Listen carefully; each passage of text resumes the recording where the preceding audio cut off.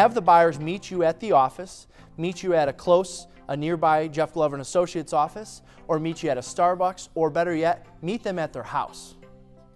With a buyer, they need to be educated on the process of what we're going to walk through, what things are going to look like, what they can expect for the money that they're going to spend, what the process is going to look like, whether you're going to use one of our showing agents or not.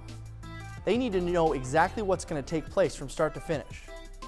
And you have to do that before going out and showing homes. See, what do most agents do? They take them out, they meet them for the first time, they meet them at a listing. They have no idea what they're looking for, they have no idea how qualified they are, they have no idea whether they can help them or not. You use the JGA buyer consultation in person at our office or one of our offices or at their home or a Starbucks, you're going to be much further ahead with that buyer when you actually go out to work with them. And it's going to be helpful in getting their offer accepted when they go to write an offer. Think of it like this. You don't do the buyer consultation, you're working with the buyer, you're showing with homes. You're showing them homes.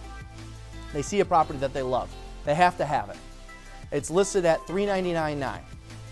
Well, Mr. and Mrs. Buyer, what would you like to offer? Well, we were thinking of offering $350. Well, why would they say $350 if in the buyer consultation you're sharing with them that you'll educate them on the market and you'll make the recommendation? Or worse, you don't tell them that, you make the recommendation, and then they don't believe you. Or they don't trust you because they weren't expecting that. They were expecting because their parents told them to get it for 90% of market value. Well, if we knew that they were thinking that they were going to make an offer at 90% of market value and the market's hot and we can't justify that price, how much more difficult is it going to make your job in getting their offer accepted?